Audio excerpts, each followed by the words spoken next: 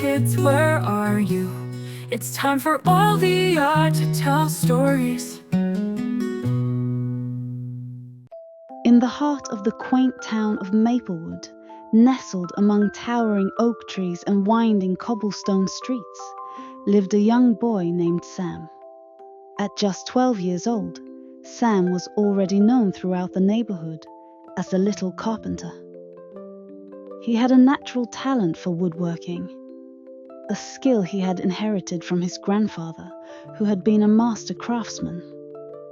Sam spent most of his free time in his small workshop, a cozy shed in his backyard filled with tools, scraps of wood, and half-finished projects.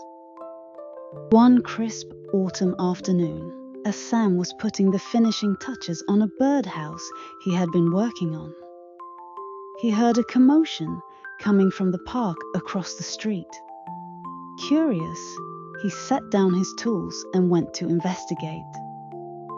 The park, usually filled with the laughter of children, was eerily quiet. The source of the silence was immediately apparent. The old wooden swing set, a beloved fixture of the park for as long as anyone could remember, was broken. One of the swings had snapped off, its wooden seat lying on the ground, and the other swing hung precariously by a single chain. A group of children stood nearby, their faces filled with disappointment. Sam recognized one of the children as his neighbor, Emily. She was clutching her little brother's hand, her eyes welling up with tears. "It's broken," she said, her voice trembling. "We can't play on it anymore." Sam's heart ached for the children. He knew how much the swing set meant to them. It was where they had spent countless afternoons laughing, swinging high into the air, and feeling like they were flying. "Don't worry," Sam said, stepping forward. "I'll fix it." The children looked at him with a mix of hope and skepticism. "You can fix it?" Emily asked. Sam nodded confidently. "I'm a carpenter. It's what I do." With that, Sam set to work. He ran back to his workshop and gathered his tools: a hammer, nails, a saw, and a measuring tape. He also grabbed a few pieces of sturdy wood that he had been saving for a special project. When he returned to the park, the children were still there, watching him with wide eyes. Sam examined the broken swing set carefully. The wood was old and weathered, and some of the bolts had rusted through. He started by removing the broken swing and the damaged pieces of wood. He measured the lengths he would need for the new supports and carefully cut the wood to size. As he worked, the children gathered around, asking questions and offering to help.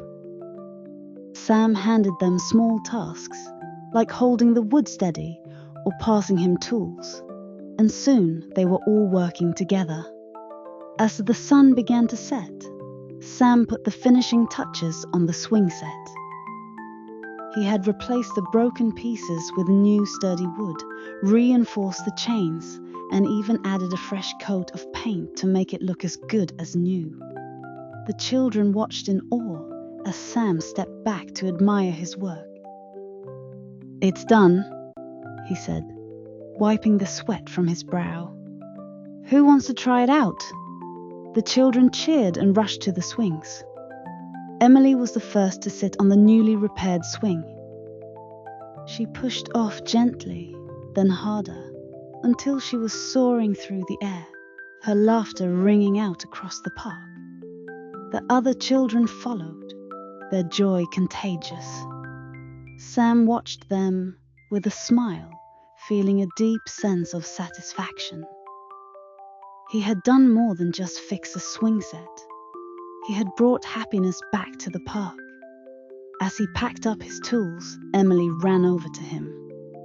"Thank you, Sam," she said, her eyes shining with gratitude. You're amazing. Sam shrugged modestly. I just did what I could. I'm glad you like it. But word of Sam's good deeds spread quickly through the neighborhood. The next day, as Sam was working on a new project in his workshop, he heard a knock on the door.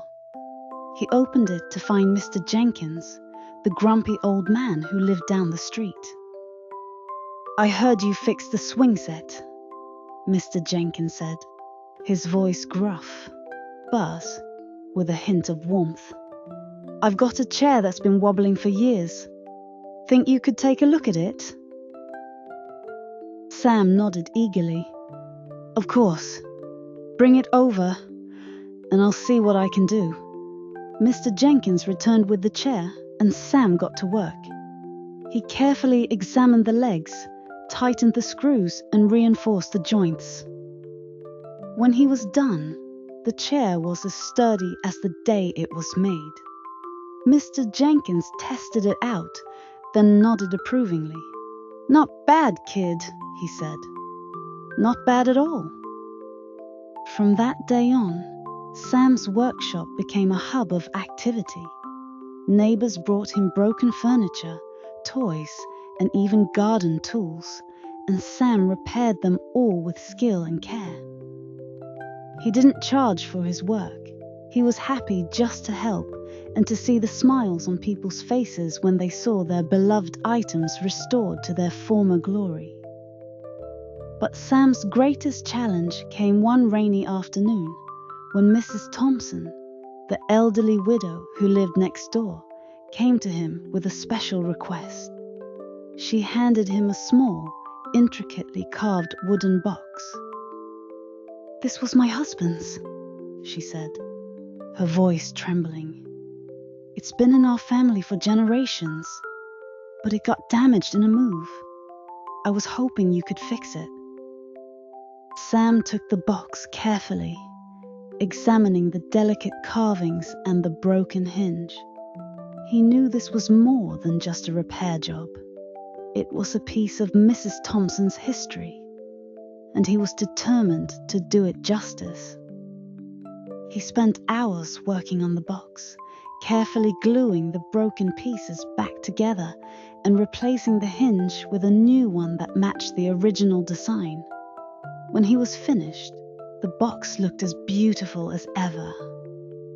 He brought it back to Mrs. Thompson, who opened it with tears in her eyes. "Oh, Sam," she said, her voice filled with emotion. "It's perfect. You've brought a piece of my past back to life." Sam felt a swell of pride. He had always loved woodworking, but now he realized that it was more than just a hobby. It was a way to connect with people, to bring joy and comfort to their lives. He had become more than just a little carpenter. He was a healer of broken things, a bringer of happiness. As the weeks turned into months, Sam's reputation grew. People from all over Maplewood came to him with their broken treasures, and he never turned them away. He worked tirelessly, always with a smile on his face and a song in his heart. One day, as he was putting the finishing touches on a rocking horse for a little girl's birthday, Sam's dad came into the workshop. He watched his son work for a moment, then said, "You know, Sam, you've got a real gift."